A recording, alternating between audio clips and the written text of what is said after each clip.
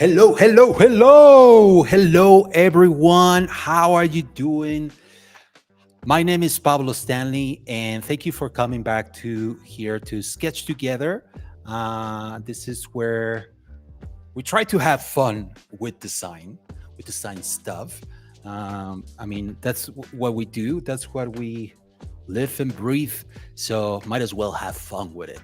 And well, today it's going to be about color accessibility, and it's kind of a topic that is a little bit close to my heart, and it's a very important idea also, just like in UI design.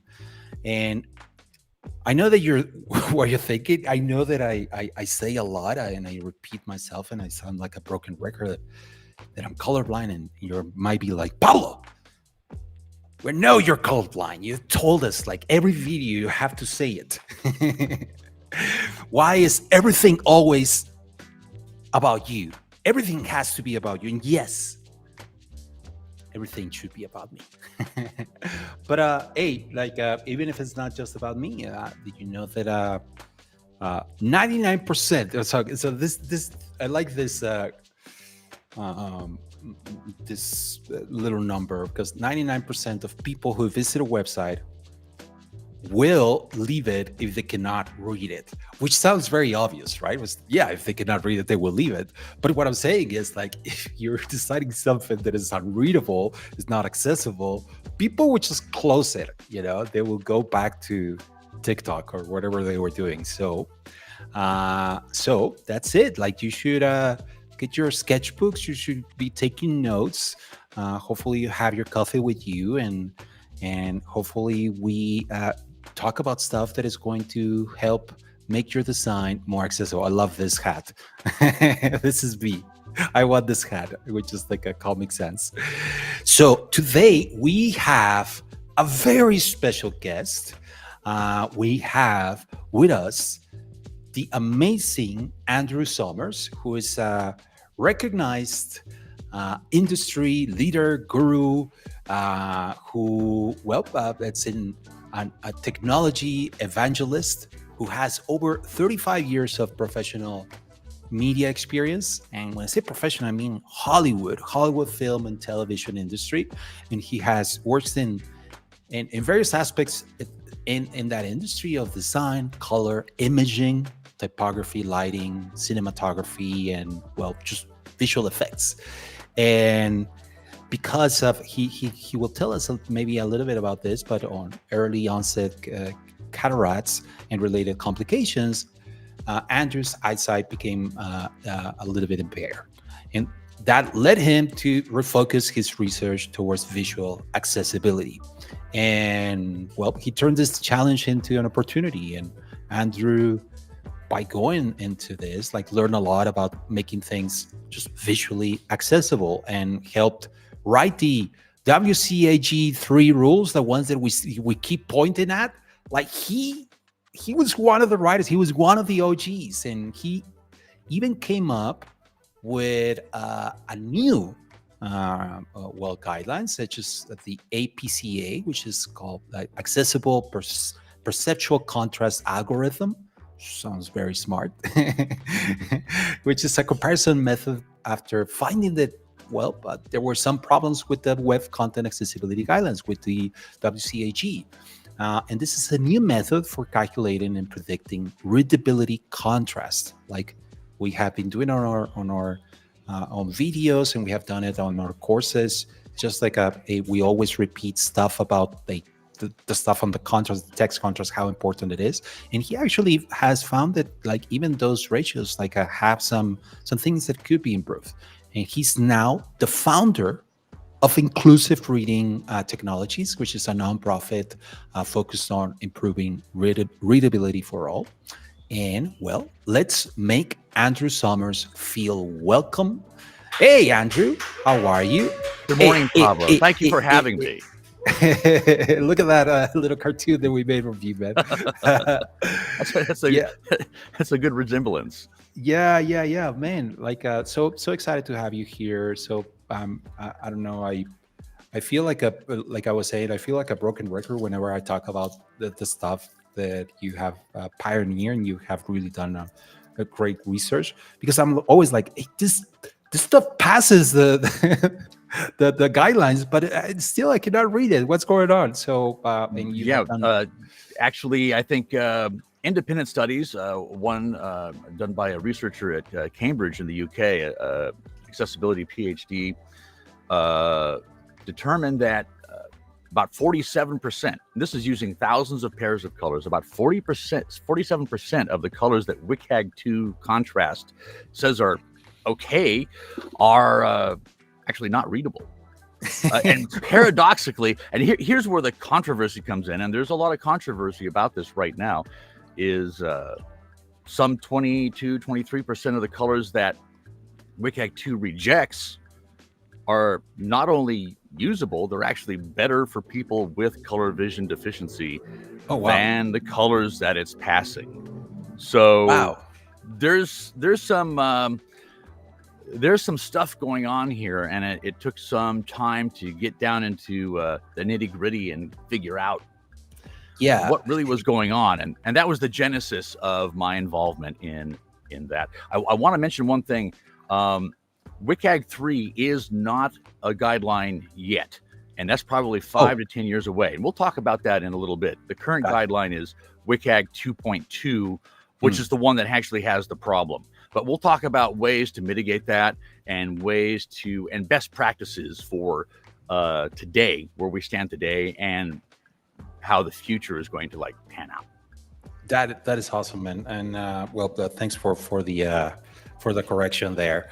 Well, I don't know. I know that you have a presentation ready. Should we go into that, or should we just go ahead and ask some questions if you want to get started, and then we can merge into the presentation as that seems fit. I mean, I know we're going to be talking about accessibility and all this research and all this stuff, but dude, you've been working in Hollywood, so I have to make some. Not as glamorous as people think. I'll tell you, it's a 14 to 16 hour day, and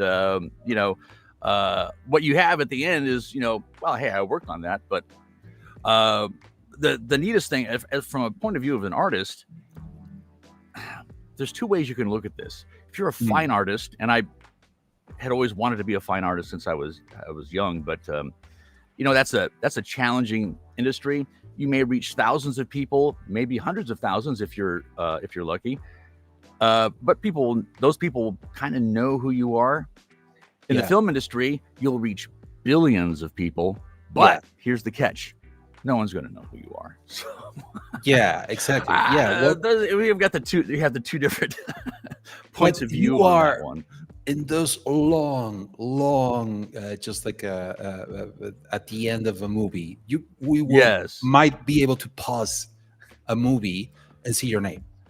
Yeah, very frequently see my name or see my company's name, and I'm one of the people that does those lists of names that go up and animate upwards. So, not that's anything awesome. Special, but that's one of the things that we do special. Here. Like I a lot of these now I've seen that actually you stay for those for all the credits, because like they make them in a way that is kind of engaging, and then suddenly the movie ended. It's like, these are kind of cool. I'm gonna stay. Right. So those can be important. And then later, like now with the Marvel movies, even if you didn't want to, you stay through those because there might be something at the end, We put those there to keep the people so that they watch, so they see our names. Exactly. That's the only fame we'll ever have. It's like, oh look, literally 2,000 names on some of the bigger films. I worked on I did the end roller for the live action Beauty and the Beast.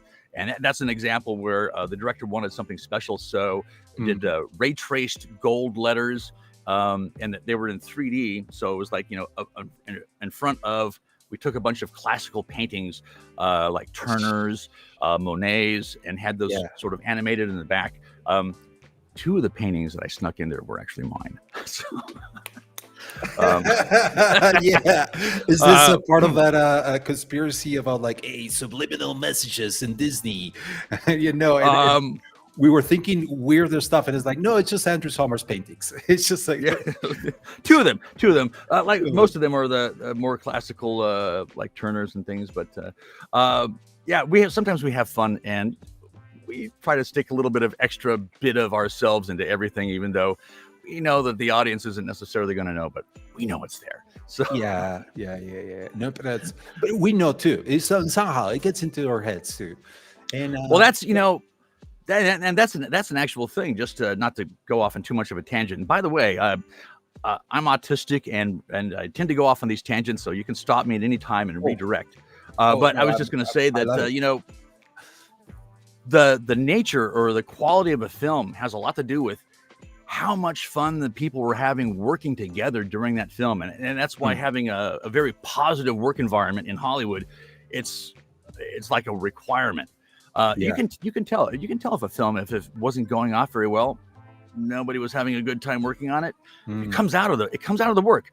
It's like any other art, and it's a community art, and that means that artists that they all have their own independent creative ideas have to let go of some of that and work together.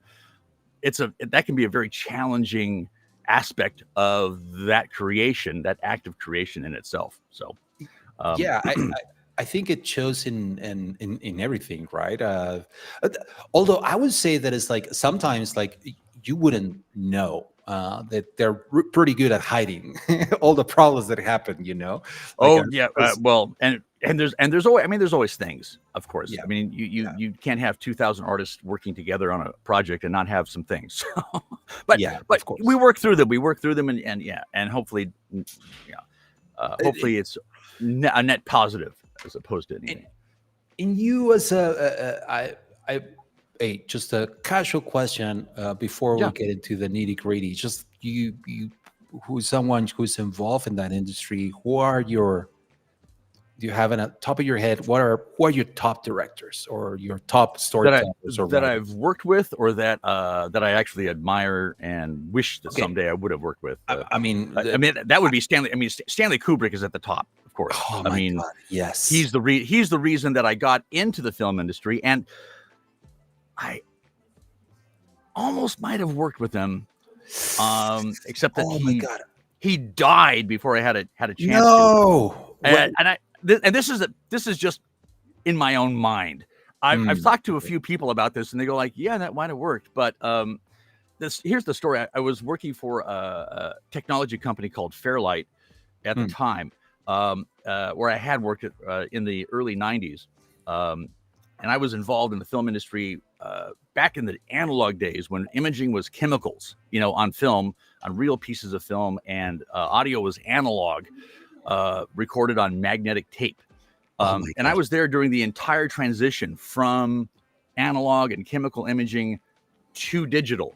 And it was not a painless transition. It took about 20 years. But I know where all the bodies are buried in terms of like, this is why we do things today in terms of digital imaging. And this is why. And this is where it came from. It came from the film industry and our development of these technologies over this period of decades. I had a point here. Oh, right. So we were talking about Stanley Kubrick, and you almost got to work with Stanley Kubrick. This is my And again, this is a myth and this is a legend in my own mind. I don't know that this would have necessarily worked, but I had an opportunity to take a job with the Fairlight Company in their London office. Oh. And close to where Stanley Kubrick lived. And I already knew that Stanley Kubrick knew about Fairlight. And at the time, I was the person who was training everybody else on how to use this highly specialized computer. It was an embedded system that was just for working with film projects.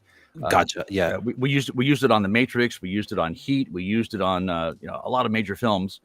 Yeah. At any rate, so I was going to go over to Stanley's house with a Fairlight and say, like, let me loan this to you for AI, and then he would have to hire me to work it, because I know that's how Stanley liked to bring people in. He liked to bring in the people who were the experts in whatever it was. Yeah. I mean, that's my theory on how this would have worked. I would have taken that job in London, met Stanley, because I would have, I would have been the guy to bring them the Fairlight to show it to him, and then, but things did not work out quite that way. Gotcha. So yeah, I have this one little, if only maybe coulda, shoulda something. oh man. And I love it, but his films are he pushed the medium in new ways that he really like expanded what you could do with film. Yeah. And that's what I think he really left his mark. The other two directors would be Scorsese, of course. Yeah. And number three, I'm always in a fight with a couple of different directors. One of them is Coppola. He's got a new movie coming on. Have you seen the trailer? I have not seen the trailer for his new film yet. Yeah, it looks amazing. It looks like a futuristic, it looks like it's heavy on special effects, but anyway, I invite you to see it. It looks pretty good. Yeah. I'll go take a look at the trailer since we're done with this. I said Coppola or Spielberg are the two that are kind of like fighting in there for third place. It's hard to say. They both have brought something to the industry as well. So there you go on that. Spielberg got to work on the last film where Stanley Kubrick died, and I think he wasn't able to finish it, the AI one, right? Right. Yeah. That Kubrick, and this is the one where I was going to go work for Fairlight. I was going to ask you if it was that one. Yeah. Yeah. Because I knew that was in development, and I knew that was going to go after Eyes Wide Shut. I really wonder what that film would have been like. If it was Kubrick instead of Spielberg's. It would have been a totally different film. It would have been it would have been way more dystopian. It would have been, I don't know, but so dystopian. I'm sure, maybe beyond what you could believe, and that's we'll never know. So we can only imagine. I still like the one from Spielberg though. I really loved it. Maybe AI will let us know what Stanley Kubrick would have done now. Maybe we'll get to that point. I probably see that. I mean, AI is that. This is a whole nother conversation that has nothing to do with contrast, because we could go on for hours about. Let's leave it for another video on that. Right? Yes. Yes, indeed.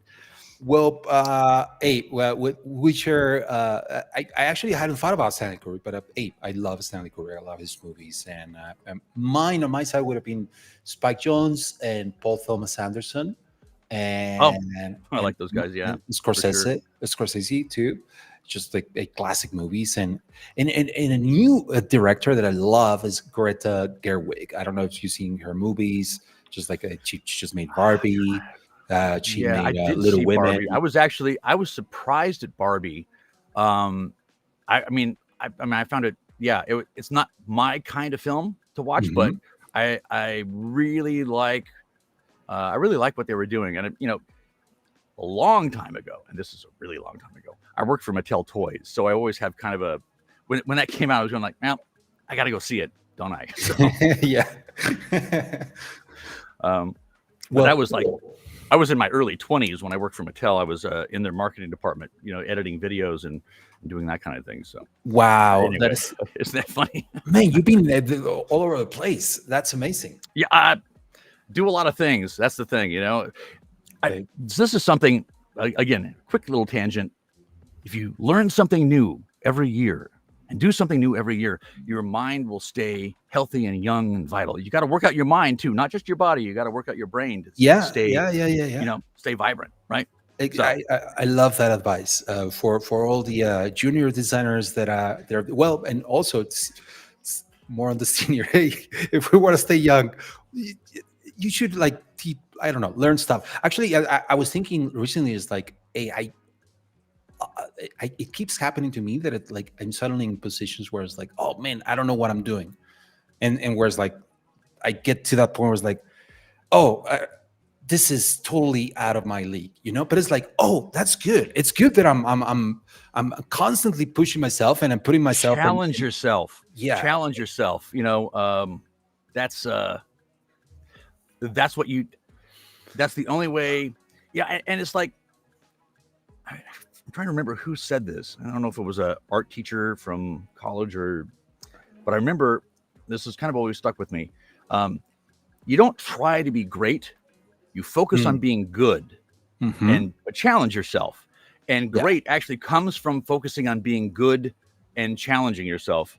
Yeah. If you go for great, you're just going to fall off the side of the mountain. You know what I'm saying? So, it's all about just focusing on doing good work and also being challenging. And if you find that you're just like, I'm kind of like, you're going through the motions, that's the sign that it's time for you to step to a new thing, a new challenge. Yeah.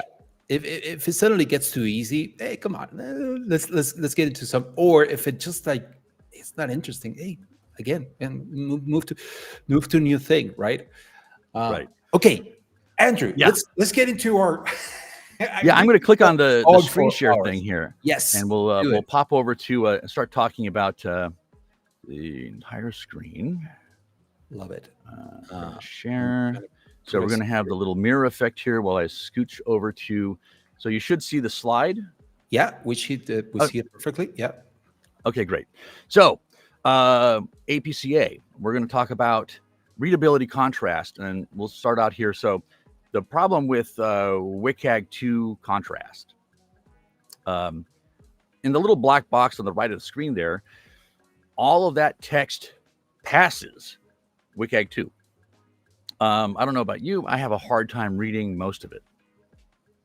The thing with WCAG 2 is it came out from and is really referencing an obsolete 1988 standard for monochrome displays. Really doesn't consider where we're at today in terms of the technology for displays and so forth. And so one of the issues that is that we've been looking at is how does design affect people with color vision deficiencies? And there's a lot of misunderstandings about what color deficiencies are about. You'll hear the term often, somebody is red-green insensitive to color, but it's more nuanced than that. So in the upper right, in the upper left of this example here is standard vision, regular trichromatic vision, where you have a red and a green square, and the plus and the equals are blue, and then below that you see yellow. But that's not yellow.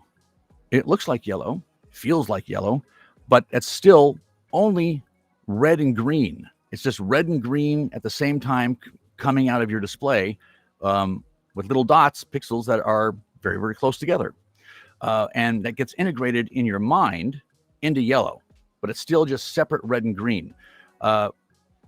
So color is not actually real. It's only a perception, and the perception is created in our mind. So it's not like the red and green mixes in the air like paint or something. It's mixing in the neurology of your vision system.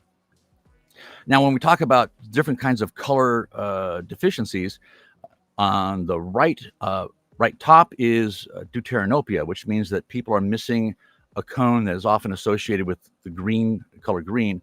And below that is protanopia, where they're missing the L cone, which is sometimes called the red cone, but we'll see in a moment that that's actually a bit of a misnomer.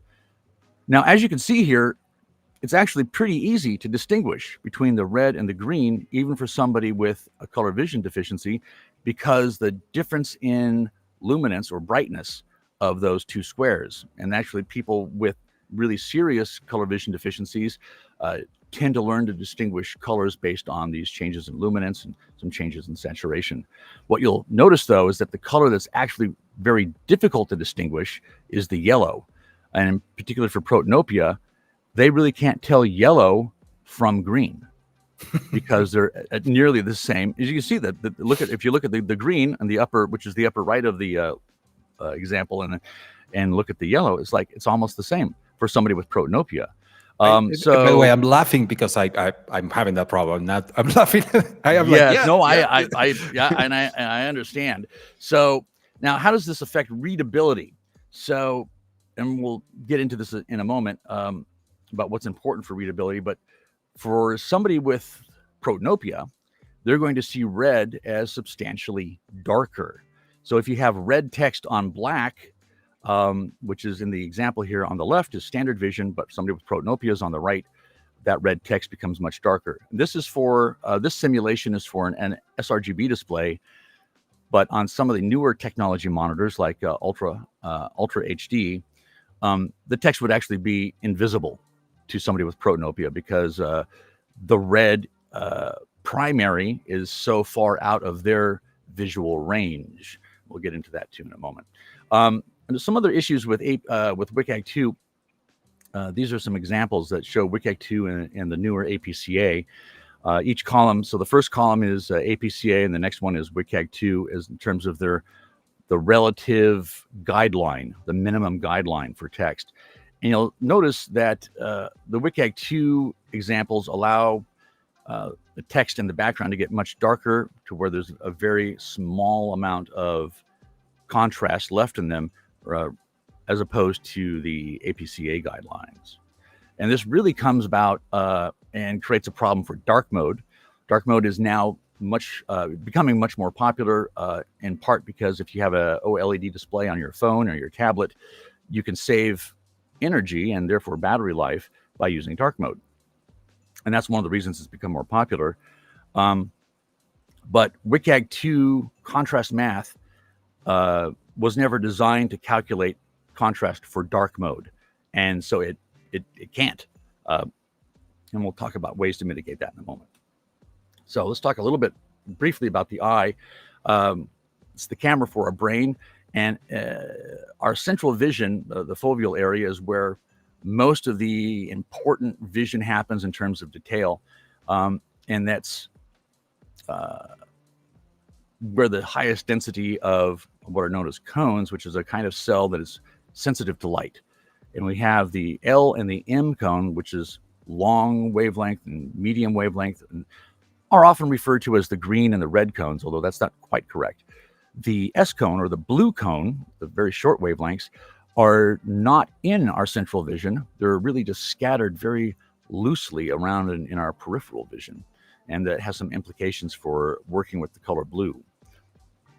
So this is an example of the sensitivity of the different types of cone cells in the retina of our eye in terms of how we see different wavelengths of light. Light itself does not have a color. Again, it's just in your mind. But our different cones are sensitive, or they have peak sensitivity at different wavelengths. But what I want to draw your attention to here is if you look at the M and the L cone, they are almost completely overlapping. And most mammals don't have the M cone. They have the S cone and the L cone. So they really only see colors that can be created with those two primaries, if you will. Primary is not really a correct term here, but we'll use that for the moment. A genetic mutation happened with primates in our evolution. And that genetic mutation gave us the M cone.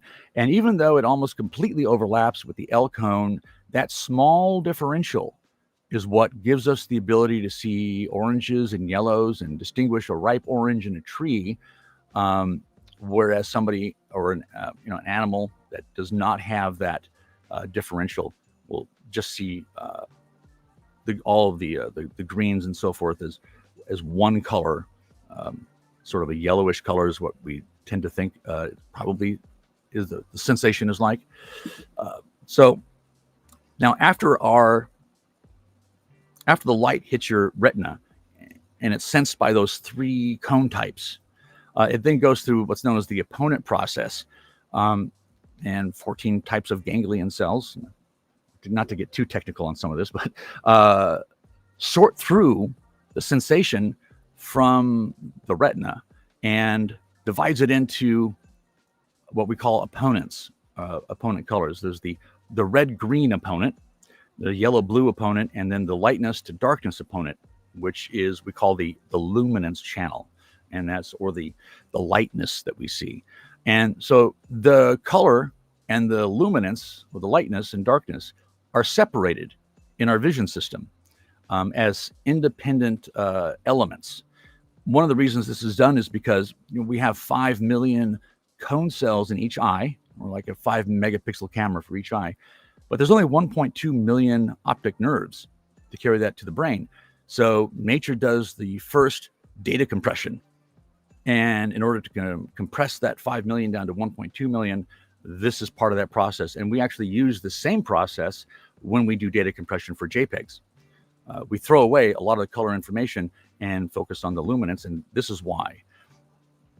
In our neurological processing of color, with the separation of luminance and these color opponent channels, most of the fine detail is just in the luminance channel.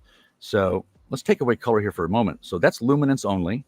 And you can see that even though there's no color there, we have all the detail, the very fine detail information of the plumage of the bird. And let's look at the color information now. So there's just the color, but no luminance.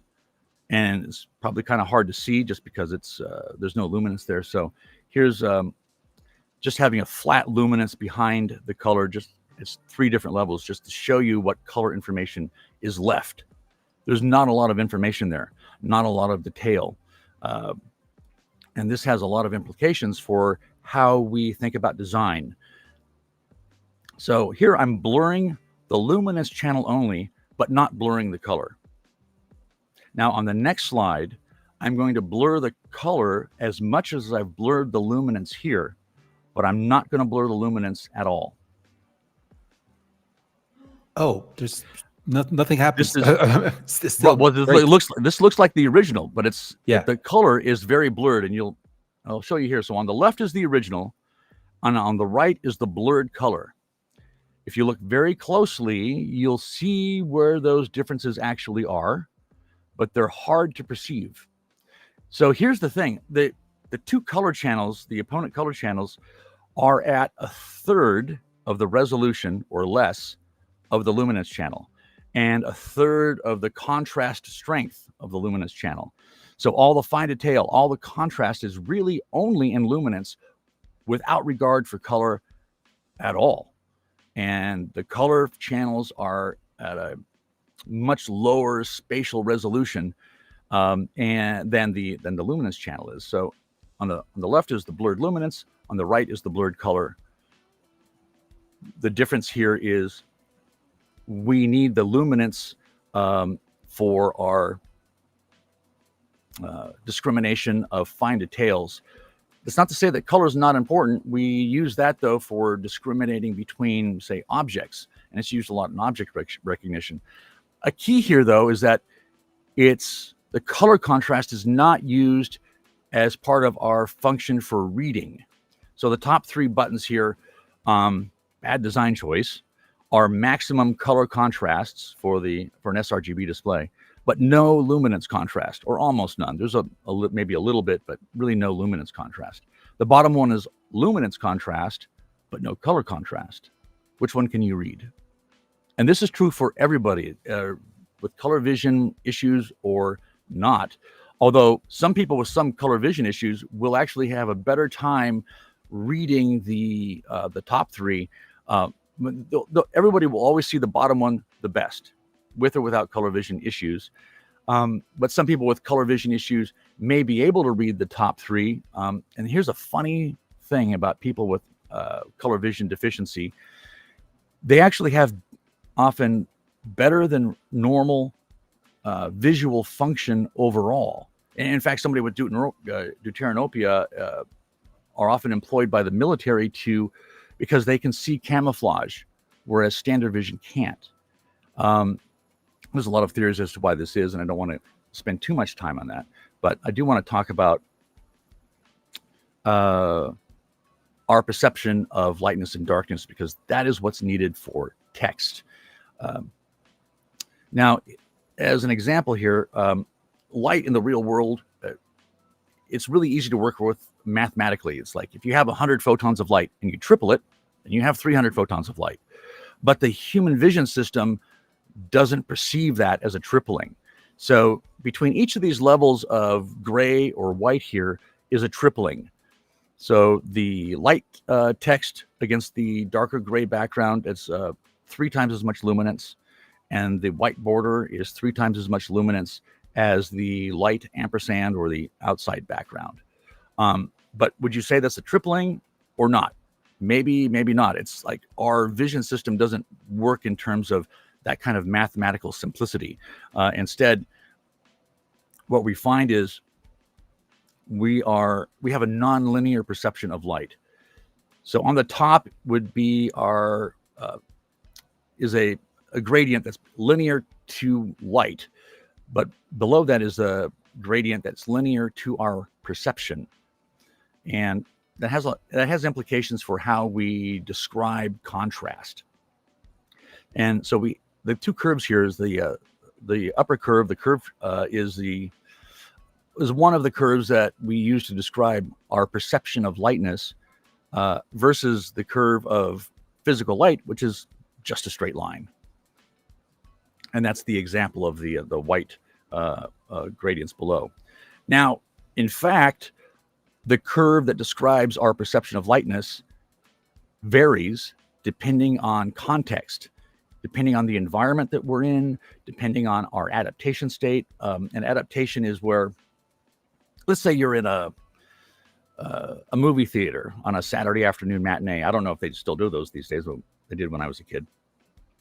And you step out of the dark theater into the afternoon sunlight, and it's like, for me, I remember as a kid, it was painful because it was so bright outside. And it takes about 2 to 3 minutes for your eyes to adapt to that brighter environment from the very, very dark theater. So that's the adaptation state. Depending on that adaptation state, what we see in front of us will follow a different curve relative to that context. And to give you an idea, so a modern computer display might be as bright as a 200 nits, 200 candelas square meter. In a theater, the brightest white in a movie theater is about 48. But when you're in a movie theater and you're adapted to that dark environment, that 48 seems really, really bright. And yet it is a quarter or less of the brightness of a desktop monitor. And some of the phones today are can do 1600 nits. And so a movie screen in a dark theater is not quite an order of magnitude, I guess. Yeah. No, yeah, definitely an order. Yeah. Over an order of magnitude darker. And yet it seems very bright because you're adapted to that dark environment.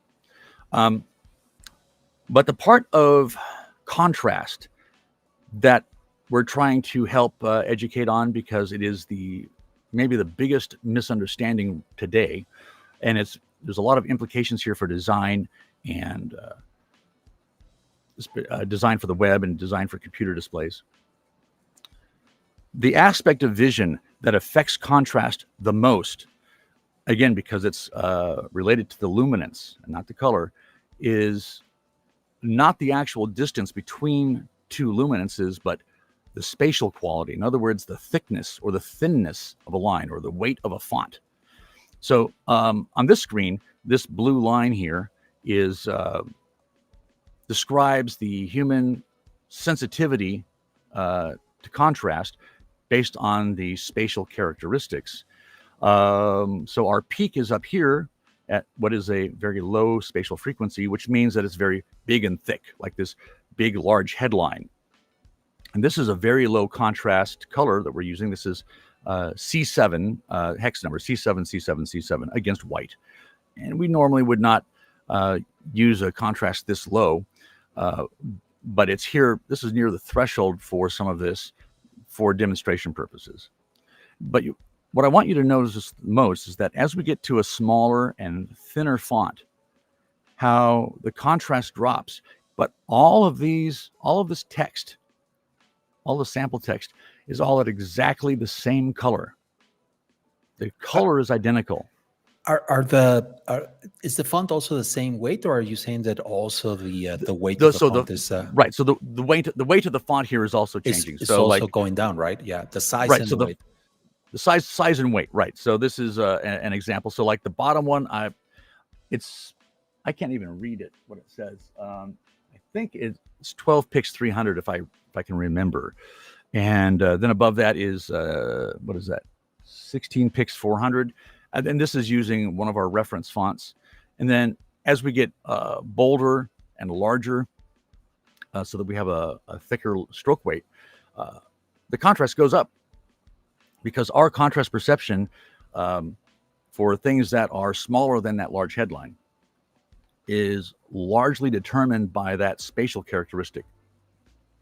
So if you have a 300 weight font, um, it's good to use full black with it because if you dial in some gray color, it's going to render on people's screens less than you might expect. And if you're using a nice retina display, um, you're not knowing what all of your users might see because somebody on a 72 ppi monitor is going to have an anti-aliasing effect that is more damaging to the contrast than you would see on, say, a retina display. So it's important to look at your designs on a low resolution display and not just at the beautiful retina display monitor. But to bring home the point about color contrast or luminance contrast versus the contrast and how, as affected by spatial characteristics. So this is the WCAG 2 3:1 level for everything on this sample page. The top line is a 1 pix thick font or a 1 pix thick outline around the font, the larger font. And then the next sample here is 2 pix, 3 pix, and 4 pix. And you'll notice that the biggest change here, this is all at 3:1. And what is really changing in terms of contrast is the thickness of the line. And so here's 7:1. Yeah, it's a little darker, but still, what is the big difference in terms of contrast is the thickness of the line. And just to look at these two together, the difference between the left side and the right side is 3:1 versus 7:1. Yeah, there is some difference in terms of the luminance contrast, but the biggest difference is in the weight. So like the 2 pix line at 3:1 is about the same perceptually as the 1 pix line at 7:1. And the 4 pix line is kind of like the 2 pix line on 7:1. It's somewhere around there. It's not exact. It depends on how far you are away from the display. It depends on the quality of your display, and things like that are also factors. The point that I'm getting at is that the difference between 3:1 and 7:1 is if you half or double the weight or thickness in terms of the actual thickness as rendered on the display, and that's an important distinction, you get about that variation. So as an example, on the left side, we have something, say 45, and the right side LC60. These are APCA values in terms of contrast. And the difference here is and again, this depends on how far away you are from your display. So we have like this down here at LC60, the 600 weight font, and over here it's the same font, but at 500 weight. It has kind of a similar perception, again, depending on how far away you are from the display and the quality of your display. So the an LC15 level is. I have to say you're right. Sorry, I just like Yeah. I'm a little bit surprised. You see what's going on there? Yeah, so it's like so I actually had APCA to is zoom in because I was like, right. no, come on. It's Yeah, like, they're oh different, yeah, right? they are. See, and so APCA is designed for a typical display at a typical distance that a value of LC15 change with a reference font is more or less similar to a change of about 100 weight. And that was sort of the keystone value that we were working for, to have something that was perceptually uniform. Again, there's a lot of other things that factor into this: the environment that you're in, how bright your office is, how far away you are from the display. But using the reference sizes and the reference distances and things like that, that's how we came up with some of these numbers. And so what we're talking about here is the accessible perceptual contrast algorithm, which is the main focus of today's discussion. And the APCA is a way to fix the problems with WCAG 2 and bring into it additional guidance for designers to ensure that your designs are going to be readable, because again, you want your users to be able to read. I'm assuming if you spend all this time developing this content and you have writers spending all this time writing beautiful articles, they're no good if nobody can read them, right? So that was the genesis of the APCA. Because of my own personal vision problems, I found reading the web, and this is still a problem today, there's a lot of websites I simply can't read because the contrast is too low, or they're using too thin of a font or too small of a font. And it's a significant problem. And there's a sociological aspect of this. Just to mention briefly, the internet destroyed the print industry. Now, there used to be there was a magazine stand near me here in Hollywood that was a block long. This was 20 years ago. And there was 1,000 different magazines. And you could just go there and browse and buy magazines from around the world. And it was a great way to read and learn about other cultures. And that's gone. That entire newsstand shriveled up and shrank and then disappeared over a few years from around 2005 to 2010, which is when the internet was really surging forward. So the internet destroyed most of print work that was being done. The only real print work that's being done now is like for packaging, for cereal boxes, but not for reading. And people are reading more on their devices, but reading on a device tends to be, with a lot of designs today, tends to be very fatiguing. So people tend to read for short amounts, not reading length. Here's the sociological problem. When a society is no longer able to access in-depth information, to be able to read easily and really understand the world around them, that can have, and history has shown us that can have some very dire consequences. And we see some of that going on today. So to help fix that, we need to figure out, how do we help readability? How do we help people to read better on the internet? And that is the larger goal of inclusive reading technologies.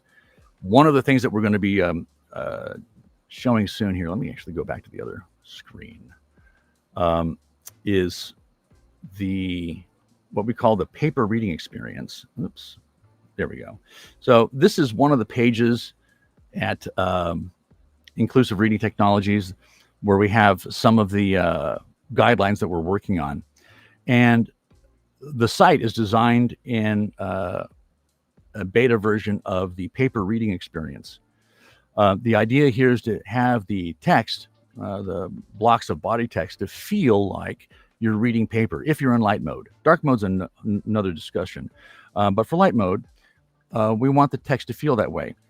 So many websites today, though, are entirely fatiguing to read for long periods of time because they're using a full white background behind text that is too light and too thin.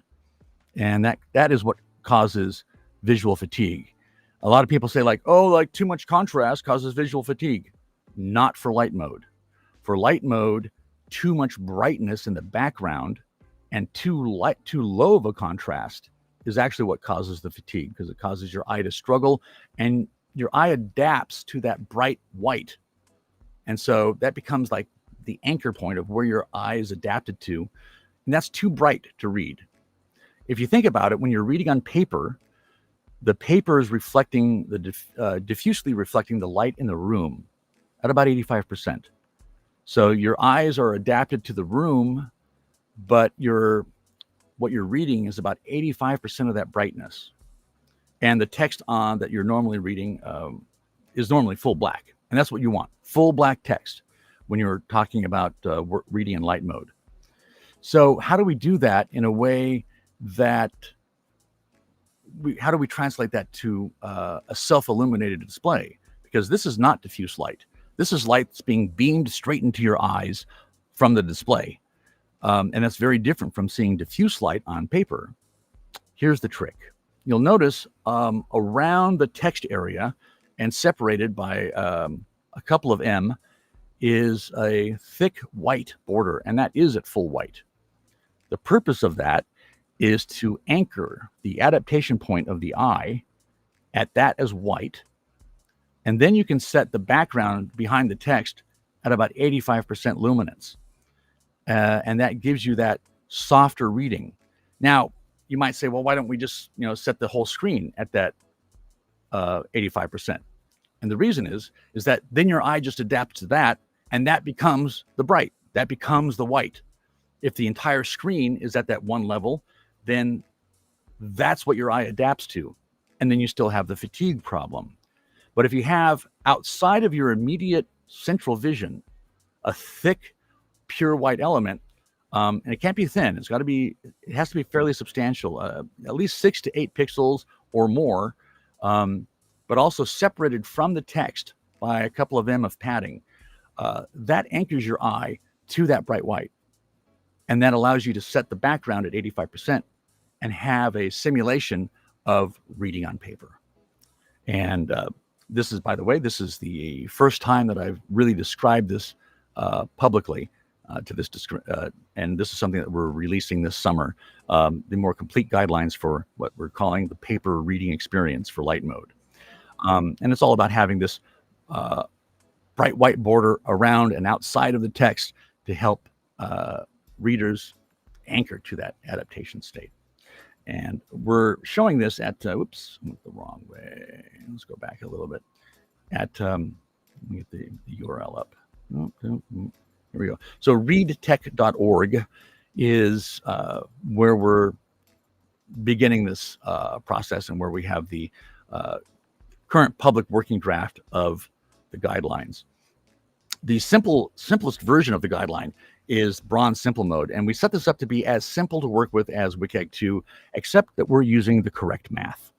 And so it just has a few basic thresholds that are based on the APCA math, and is fairly easy to implement. And if you have a well-designed site that's passing WCAG 2, it should pass this in most cases. But there are a few differences, and APCA and WCAG 2 are not really directly compatible, just because of the different different paradigm in how they work. Now let's go over to the APCA calculator here really quickly. And I want to say, first of all, that this is not a production calculator for working with for your daily work. I mean, you can use it, and a lot of people do. It's intended really as a technology demonstrator, but there is a lot of third-party tools. Stark has one. There's a lot of other developers that have been early adopters and or beta testers who have developed tools that are using APCA as part of the workflow. Just to show you, though, what APCA does, and this is above the bronze simple mode, if you're working, say, the silver level or the gold level, as you change the contrast level, you'll notice that the sample text changes in size. The idea here is that this shows you, as the contrast goes down, how much you need to increase the size of the text, or vice versa, to maintain that level of readability. And you'll see here that as the contrast goes down, we can still read it. This is fairly low contrast here, but we can still see it, we can still perceive it, we can still read it, because we've now made the font much larger and thicker. And if we want to have it down at that very small body text, we need to have that text pretty dark or much higher contrast. What we like for body text is we like to have around here, around 90. This is sort of an ideal level for body text, for small body text. If you have anything that's going to be smaller than 18 pics and 400 weight, we like to recommend 500 weight if the font supports it, and this is relative to our reference font. This reference font that's shown here is Barlow, which is available for free on Google Fonts.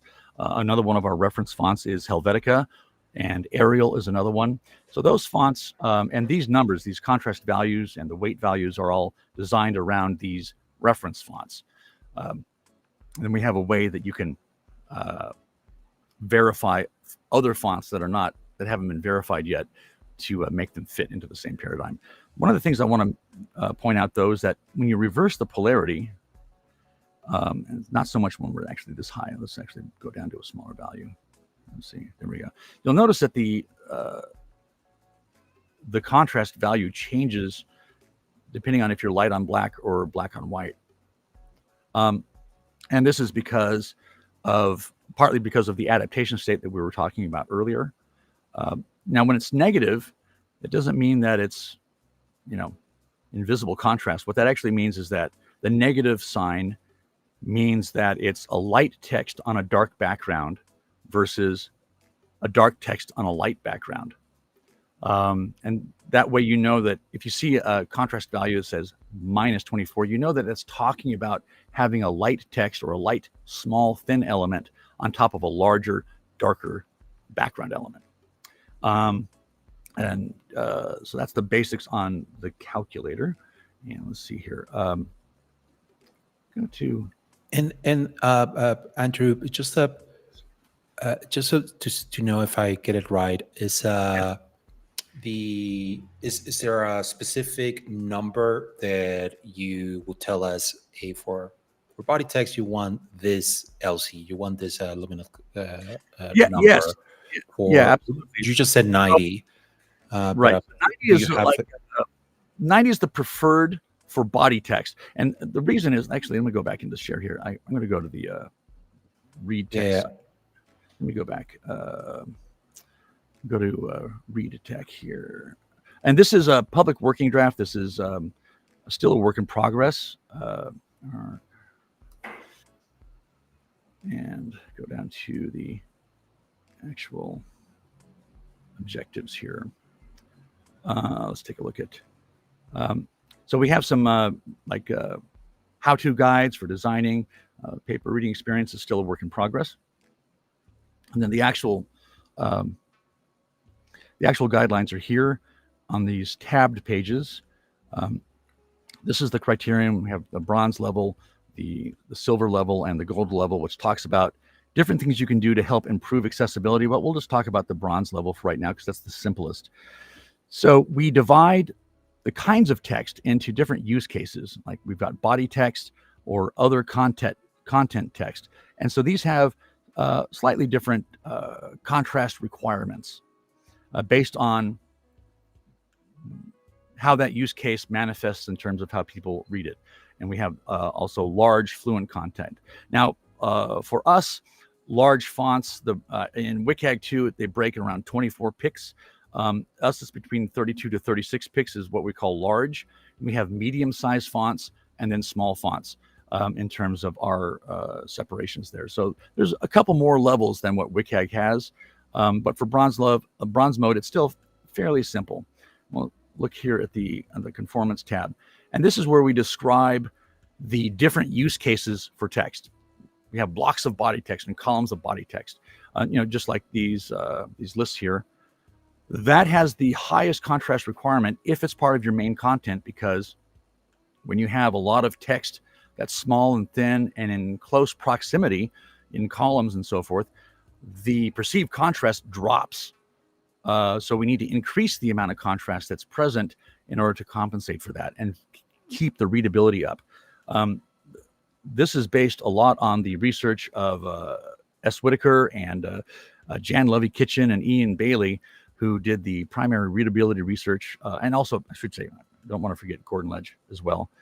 They did the really big heavy lifting and the research back in the 90s and the 80s and 90s. And Levy-Kitchen came up with what she calls the contrast reserve. And so for best comprehension and best readability for all people, there needs to be a 20-fold reserve of contrast for things like body text. And that means that if their threshold, the very bare minimum just to see something, let's say it's LC10, and this would be for somebody with an impairment, well, you need to have really 20 times that. So somebody with an impairment is still, even at maximum contrast, they're maybe still going to be struggling a bit. Somebody with standard vision, their threshold is less than 1%. So theoretically, somebody with standard vision could read okay at an LC20, but that's too low for most people because most people don't have that good, clear standard vision. You only have that for about maybe 10 to 20 years between your age 20 and age 40. When you're growing up, it takes 20 years for you to develop your peak contrast sensitivity. And by the time you're 40, your contrast sensitivity is starting to drop quite a lot. And in your 40s, you'll develop presbyopia, which requires reading glasses, and other impairments will continue to add on to your vision as you get older. Everyone over 40 needs to have much more than LC20 for contrast to read a screen. LC90 gives even people with impaired vision a good contrast reserve for readability. And that's why we have that set for body text. Non-body text, things that navigational menus, things that are just like a little aside, headlines and things like that, work with much less contrast because they tend to have more separation around them. There's more padding. There's more white space in there. Adding white space in between lines and in between letters and words increases contrast or increases our ability to read that material. And then the really large stuff, big, bold headlines and so forth, has its own, again, slightly relaxed level of contrast because it's bigger and bolder. And as we saw, that means that the amount of contrast you need is less. One of the important things about APCA that's not recognized in WCAG 2 is the importance of having a good visual hierarchy, where, as we're showing here, we have some bold headlines and the actual body text does become smaller and thinner. We can see that where our eye needs to be focused in terms of the contrast we need to be seeing.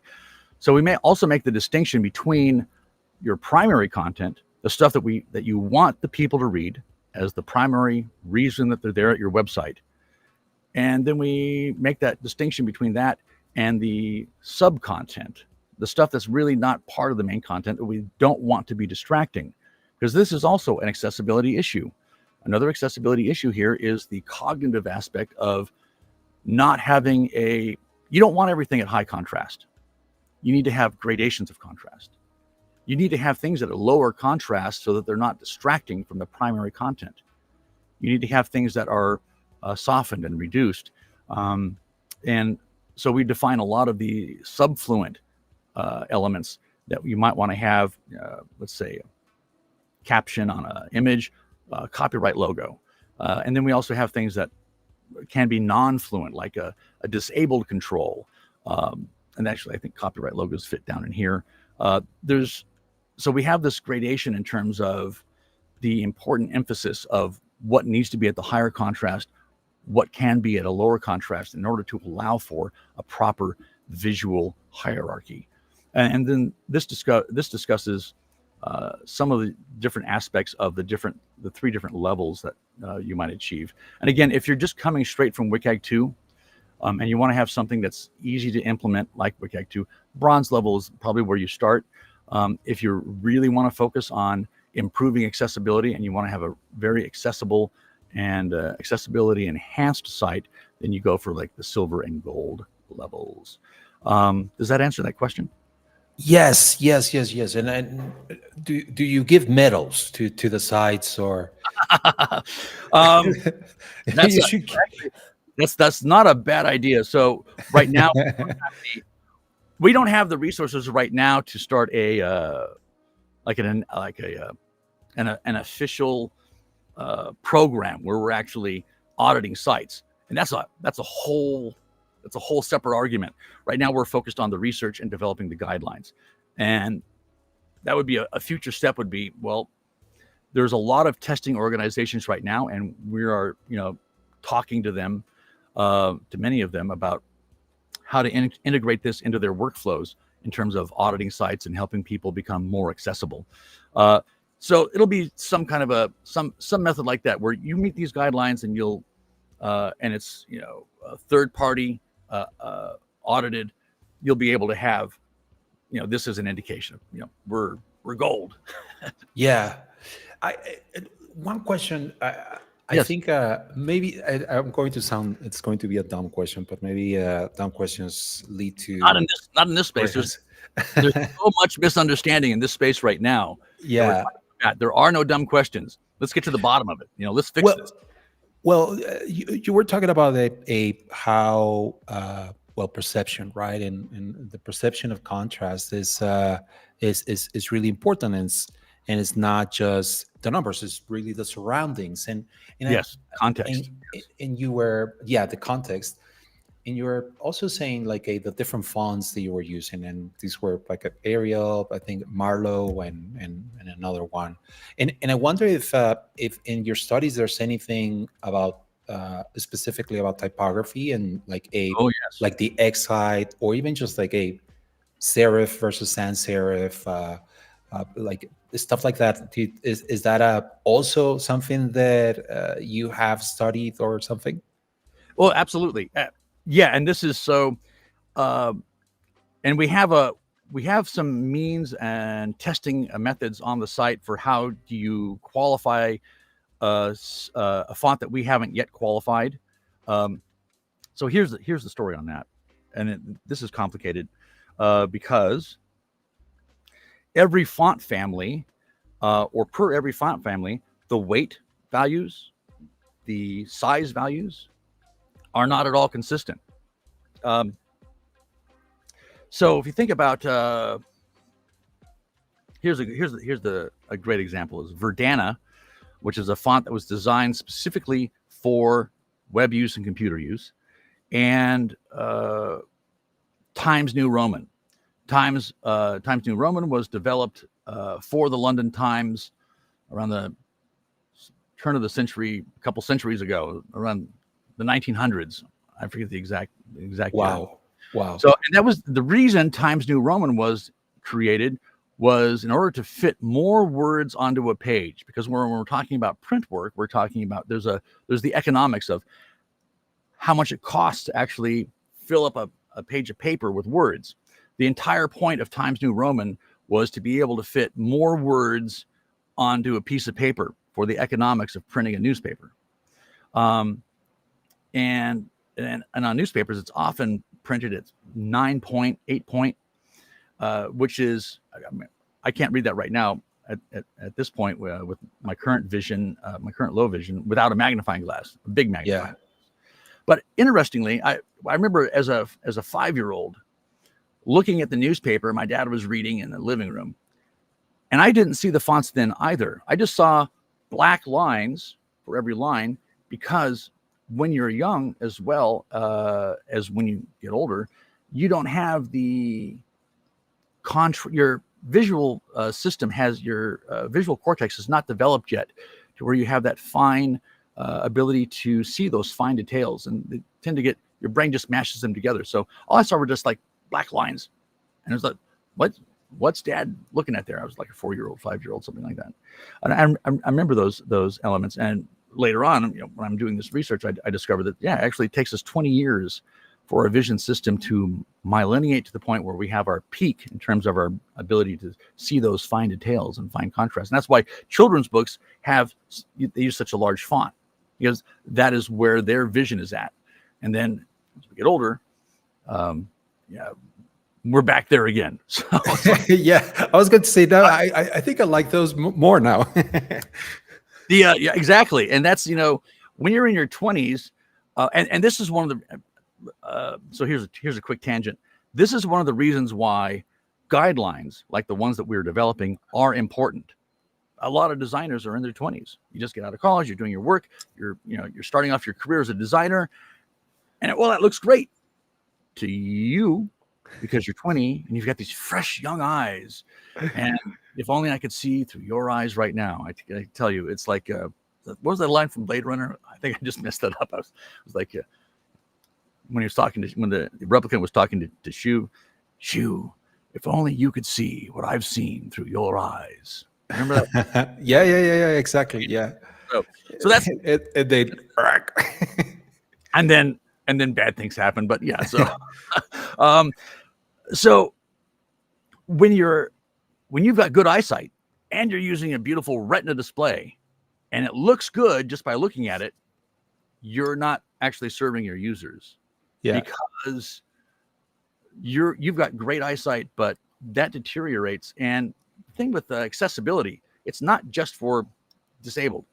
The entire spectrum of human existence, the 7.9 billion people on the world, all of them have user needs at different levels. People think of 2020 as being, it's not even perfect vision. It's just standard vision. Perfect vision for a human is around 2012, or in Europe, it would be like, so standard vision is 6.6 is usually, I think, what they use in Europe. But actually good vision, perfect vision would be like 6.3. Now, as an example, an eagle is like 6.5. And is that about right? That's, I mean, actually even better than that. But here's the more salient point. Internationally, worldwide, the median vision is 2040, or which is 6. Wow. That's the median vision worldwide is 612. So don't assume that, you're in a civilized nation, you've got glasses, you're young, you're in your 20s, you're seeing, 2015, 2020, you've got a beautiful retina display. Somebody in a less industrialized nation, probably using some hand-me-down display that's maybe 72 ppi. So the anti-aliasing is destroying the contrast, especially on thinner fonts. And they're dealing with a vision of around 2040 as the median vision. And in fact, when it comes to like 2020, that's less than 35% of the population in, let's say, in the United States. Less than 35% is actually at 2020. The majority of the population is worse than that. Now, we have glasses. Great. Okay, so the glasses can help. But this is problematic to always have the glasses with you. And there's some things that you need to be able to see. You want to be able to see without glasses. So one of the ways we do that is we have the ability to scale the size of fonts. And it's important for designs to not interfere with the user's ability to increase the size of a font on the web page. Yeah. That's the best way to fix acuity. But there's two aspects to vision, as we've been showing here. There's the acuity, which is how big or how small can you focus on something. Yeah. But then there's the contrast aspect, which is completely separate from acuity. So with glaucoma has reduced contrast. Somebody with retinitis, or in my case, I had detached. So I had the cataracts. I had surgeries for that, but then I had complications and ended up with that detached retinas. And so essentially I have essentially tunnel vision because of all the spot welds that they did to my retina to put them back into place, which is a whole nother, that's another thing. And here's the best part. So this eye, I'm legally blinded, and this eye, I'm not legally blind, but I'm low vision. But there's a, I guess, so in this eye, it's the vitreous detached. So there's this dangling mass of vitreous right in front of the central foveal vision. So I have to keep doing this if I want to read, because it's literally blocking my vision. I don't actually see it as a blockage. What I see is just everything becomes blurred there. Wow. A funny thing happens with your vision system. Sometimes you'll see these simulations of, this is how somebody with a scotoma sees things. That's not correct. They'll have like a black blob in there. That's not right, because our vision system is amazing. And like I've alluded to before, it's mostly in our mind. It's mostly in our brain. It's in our visual cortex.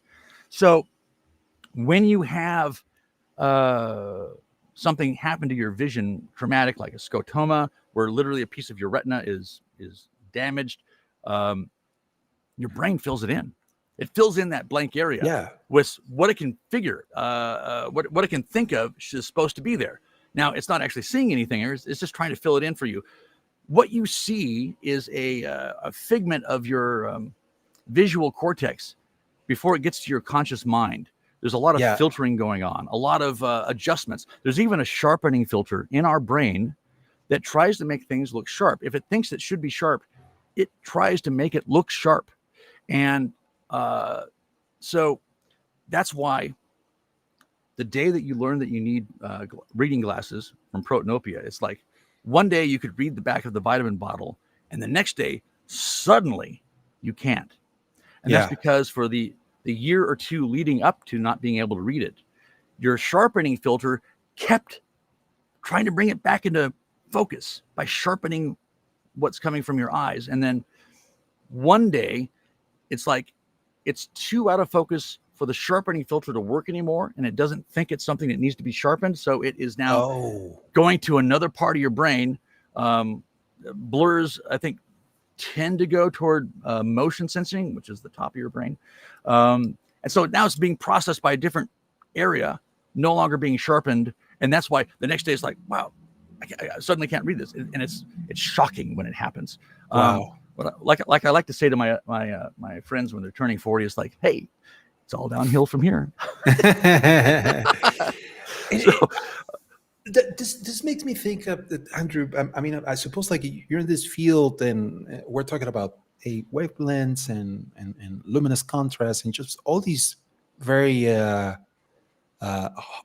hard hard things, right? And just like a very objective things.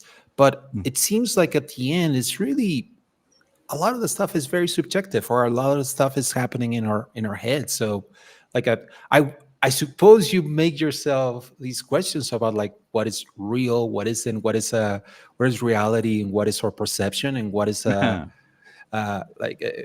if color is only in our minds and it's just like an interpretation of these wavelengths, and does that mean that what I see is different from? yes. Yes. And I can guarantee you that that's the case. Especially, well, you mentioned that you have a color vision deficiency.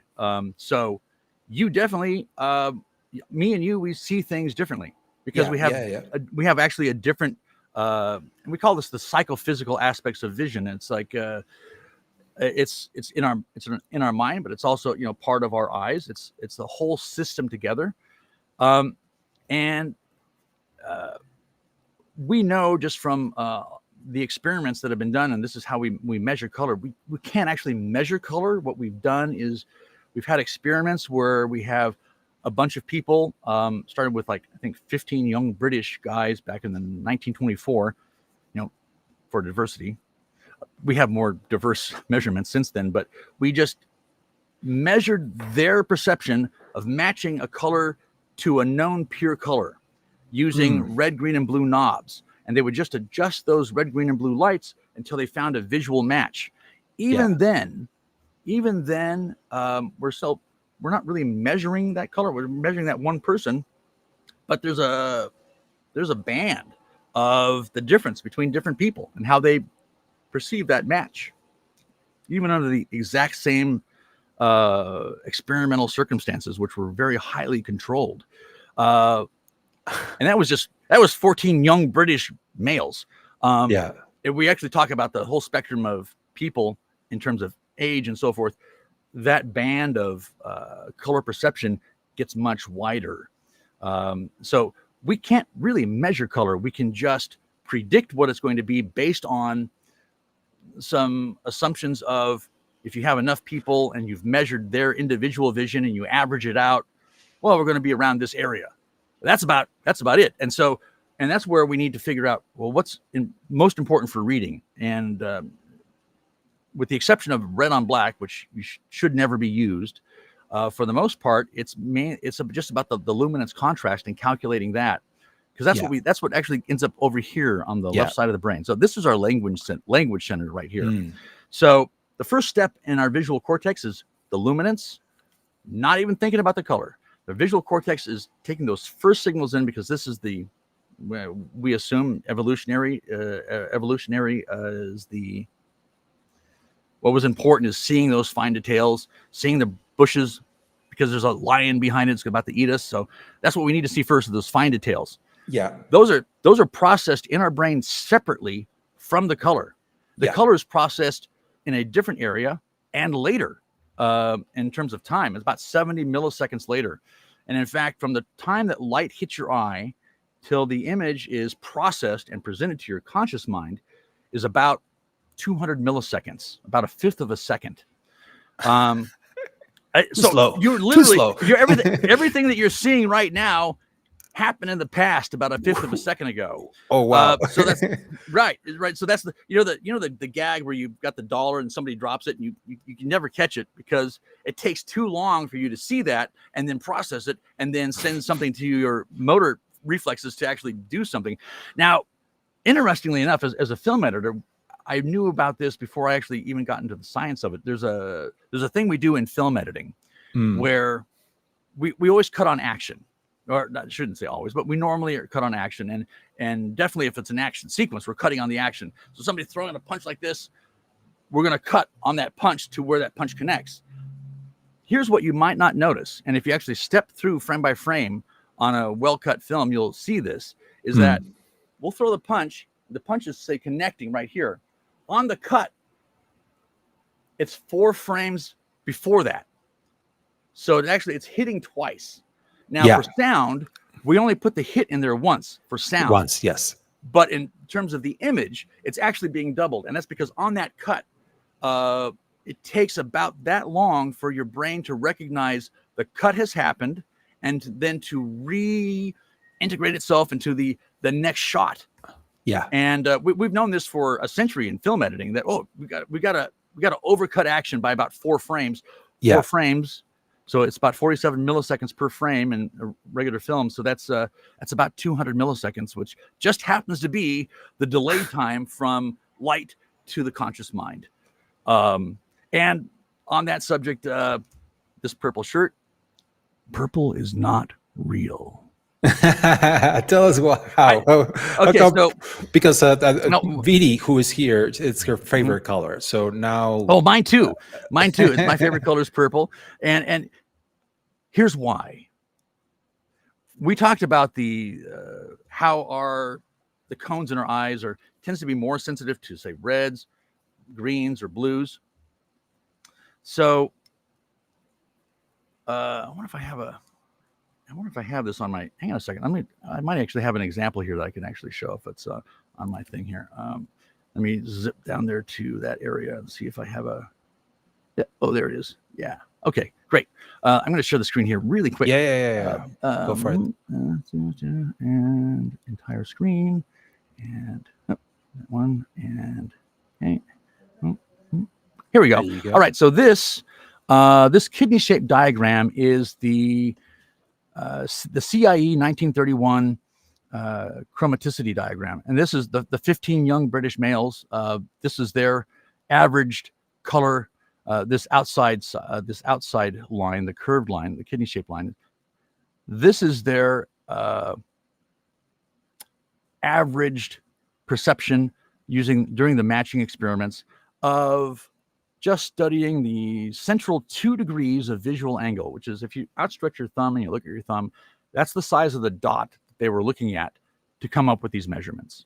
Now, the outside, you'll see that there's some numbers there like 480 nanometers and 500 nanometers.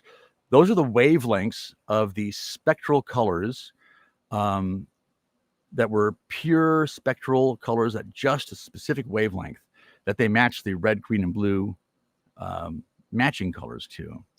But at the bottom of that, we have this one straight line, and there's no numbers by it.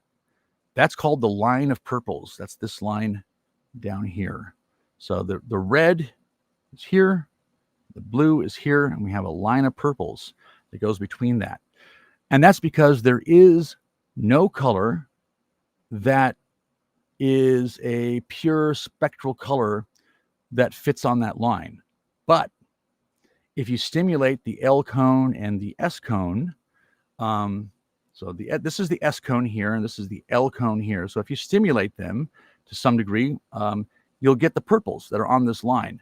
And that means you're stimulating these 2 cones without stimulating the M cone, which we sometimes call the green cone, although, again, that's not quite correct because they overlap so much.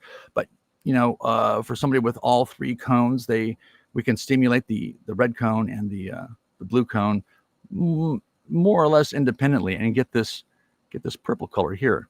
Now, this triangle right here, that's an sRGB display. So the green primary is right here, the blue primary is here, and the red primary color in your display is right here. And what you'll notice from this is that we're looking at on our display can only display a small subset of the possible colors that we could perceive.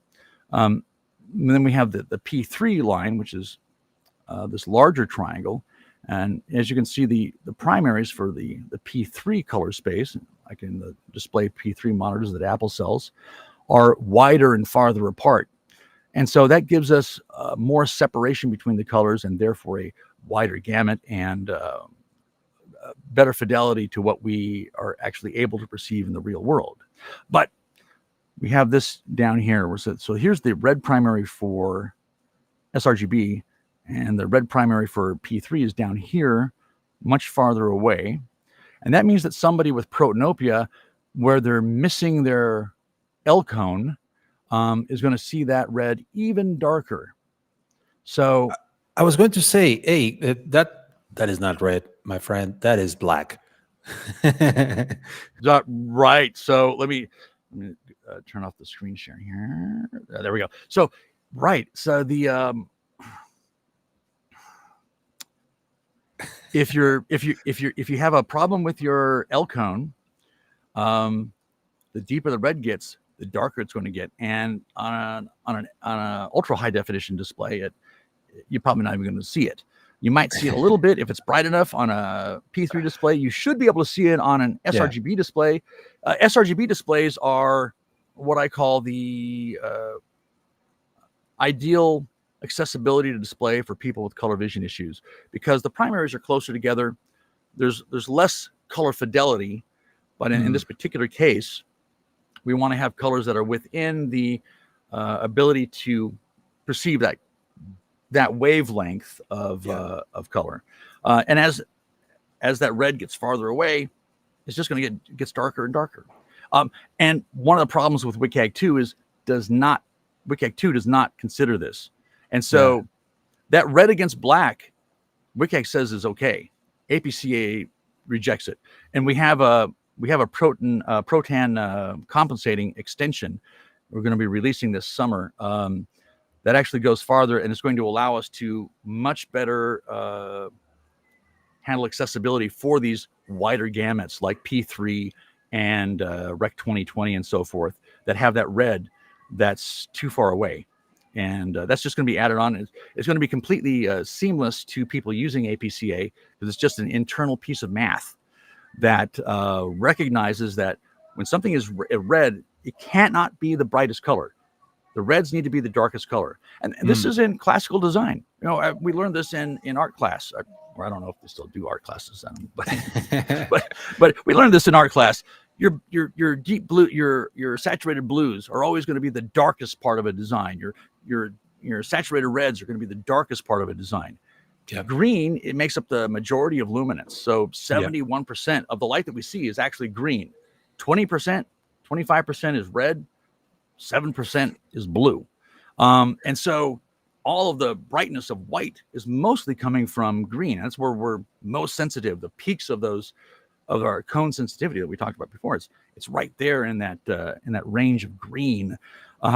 So that means that greens, especially if they're high levels of green, need to be the brightest of two colors. So you don't want to have green against white, but you don't want to have red or blue against black. And that goes for purples and oranges. So you're usually like oranges. Orange. Oranges. So here's the thing with orange. It's a difficult color. Orange can be tricky, and the reason is that orange is made up of red and green, which are the two cones that completely overlap. And so if it's a bright orange or yellow, especially if it's a yellow, definitely cannot go with against white. You're not going to see that. That needs to be matched with black as the pairing color. But there's more. So with orange, we tend to be pulling the green away. And so the green is the color that we're concerned about in terms of the luminance contrast. That's mostly coming from green. Yeah. So if you have not enough luminance contrast, you add green to the brightest color, or you remove green from the darkest color. And that will give you more luminance contrast. Just thinking about the green. So with orange, this is where it gets tricky, is that it's red, which protons see as darker. So when orange is the brightest color, protons are going to see it darker. So if you match an orange with black, that could be problematic for people with color vision problems. At the same time, oranges can have a lot of green in them. So if there's a lot of green in that orange, and you match it with white, you're going to end up with low contrast there. So you're kind of like, this is a difficult line to walk. Yeah. I think we nailed it on APCA. And we spent a lot of time specifically in this one area because, again, this is the area that affects protons. And, well, like I said, we have an additional extension coming out that we're going to be releasing with the paper reading experience that is just some inside math that the designer doesn't need to be worried about, but will actually do that calculation to help with a little bit more finely to help with these colors that are kind of like edge cases. Yeah. So I can't say that orange is always good with white or orange is always good with black because that's way too wide of a statement because of the nature of that particular color. It's just the one that you need to, that's one where you really need to assess it and see where you're at. The other thing to mention in terms of saturated colors. So I mentioned earlier that, and we saw with the bird, that color is at a much lower resolution than luminance. Here's an implication. That means when you're using saturated colors in a design, you can't use the small, thin fonts in a lot of cases.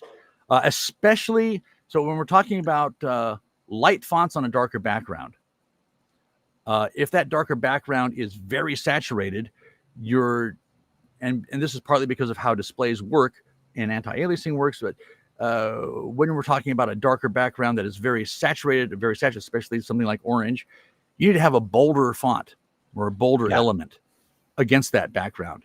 And that's because partly, like I said, how monitors actually display, but also because, again, we have a lower resolution in our color perception.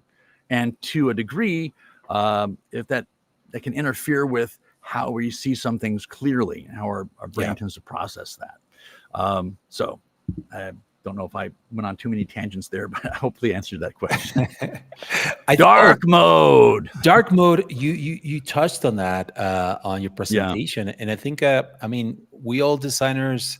You're gonna get a lot of UI designers watching this, and suddenly it got like a famous. It's just like, hey, let's all do it on dark mode. And so dark mode became famous, as I mentioned before, because if you have a mobile device where you're concerned about your battery life, dark mode can save on your battery. If you're using like an OLED display, not if you're using an LCD display, because that doesn't really change the battery life, but OLED does. For us designers, it got popular because it was cool. So the funny thing is, so I've been I first started programming computers circa 1975, not to date myself, and that was back in those days. It was like a teletype with an acoustical modem at 300 baud, which is 30 bytes per second. Ooh. But the first, I remember when the college I was at, we got actual terminals. They were all light letters on a black background. This was commonly what terminals were. So it's actually, we started out with everything was in dark mode. And then it was Xerox PARC, which was taken, absconded with by Steve Jobs and turned into Apple, the Macintosh, is where we got the light screen with dark text to get that WYSIWYG thing going on. And we've been with that for a long time, mainly because at that point, the idea was we're still going to print. We're still distributing things on paper. And again, print industry is dead now. We're distributing by computers, so we don't have that concern anymore. We can go back to working with dark mode, which is good for a lot of people, not good for everyone. Some people with stigmatisms or certain other conditions have a problem with dark mode, especially if dark mode is not done properly, where they have very bad halation. artifacts around letters and things like that, especially big, bold letters. Maximum contrast is bad with dark mode in a lot of cases because of the halation effects that can happen, and glare and things that interfere with readability. One of the things that we're doing, and this is experimental right now, this is not release, but we have been working with it, is for dark mode only, a maximum contrast. Now, for light mode, we talked about the paper reading experience. There's not a maximum contrast, but there is you shouldn't be much brighter than around 85%, which is like a maybe E6 kind of a level, EEE level, maybe as a maximum. For dark mode, our interim experimental level for maximum contrast for body text is LC90. And then as we get into large, big, and bold text, we've been playing around with LC75 to LC80 as a maximum to prevent halation. When we discovered in tests, there are some other things that we're looking into. Halation. So it's like if you're say you have a black background and you have a big, large, bright white element in there. Halation would be as if the edge was kind of blurred. It's kind of like glowing. It has a halo around it. And that's a happening actually in your eye, where as the light enters your eye, and this happens very much more when you get older, is that when the light hits your eye, it tends to scatter because as your lens and your cornea, this is Icarus. Say hi. Okay. Hi, Icarus. So as the light hits your cornea and then goes through the crystalline lens inside your eye, light tends to scatter. As you get older and the optical aspects of the eye start to degrade, that scatter increases. And so you even have a bigger problem with disability glare. Like I don't drive at night just because I can't. The way headlights cause disability glare at night, I literally can't see. As literally just goes away, just because of the glare, the halation that happens for having that too much contrast between the dark background, the dark street, and the bright headlight right into your eyes. So that's the halation. This is going to be a bigger on dark mode. Yeah, and it's in dark mode, and it's a real problem right now for HDR, for high dynamic range. In high dynamic range displays, you can be literally like as bright as the sun down to darkness in one display, and that gives you a fidelity of color that you haven't experienced before in regular standard dynamic range displays.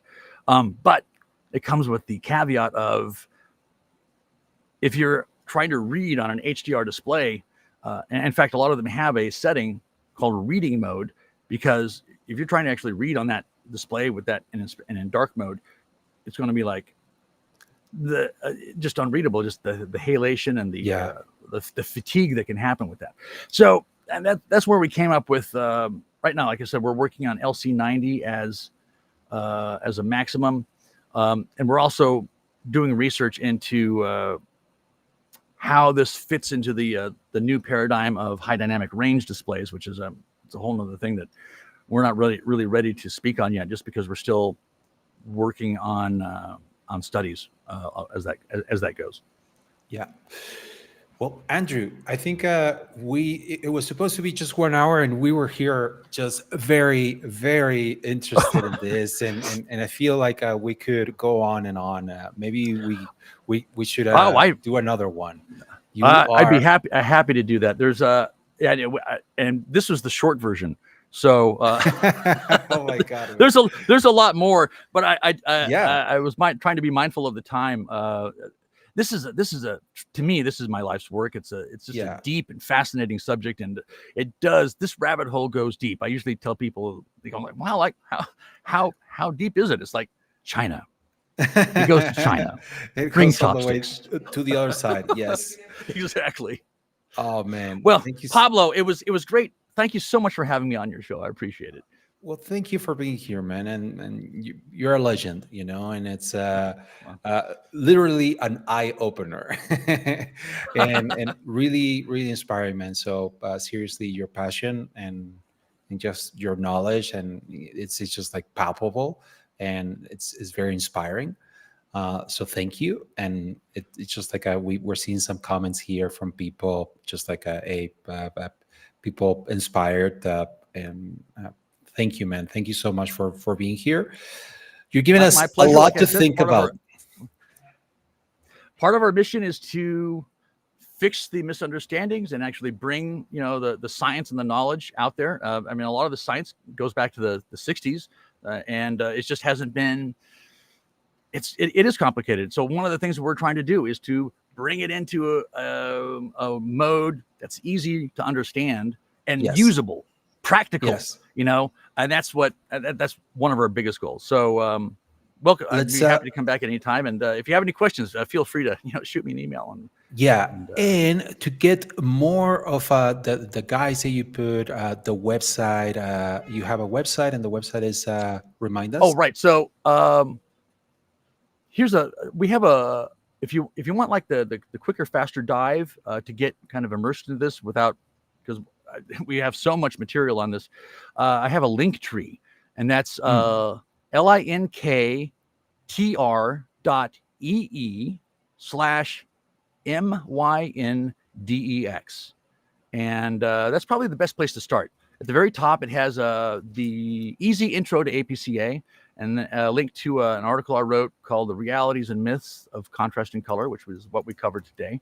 And then it also has links to some of the tools, the third-party tools, and then it just gets deeper from there. So if you start on the link tree, yes, that's correct. If you start there at the top, Beautiful. work your way down.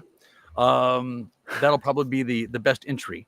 And we have there's a link there to our discussion forum. If you have questions, I try to answer them as quickly as I can, and it's on GitHub. And you can get a free account on GitHub and participate in our development of this technology. Thank you so much, man. And yeah, everyone, go to Linktree Mindex with a Y and an X at the end. We have the link there. And oh man, you mentioned GitHub, and we didn't get to all other things.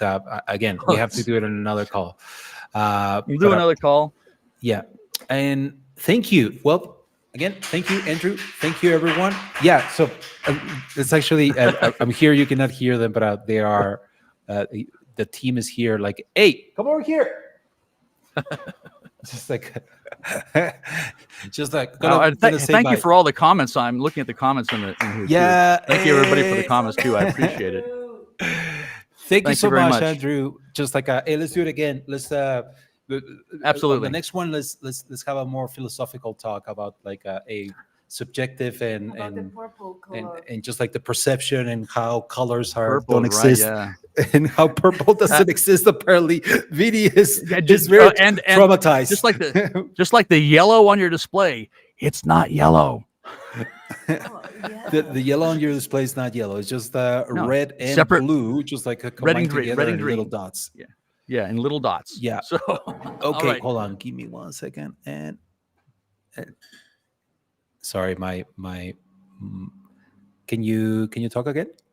Sure. Oh, there you go. It's just like I had to like remove this so they could hear. Gotcha. Well, Andrew, thank you so much, man. Thank you, Pablo, and you guys have a great rest of your day. You too. Bye-bye. Bye. Gonna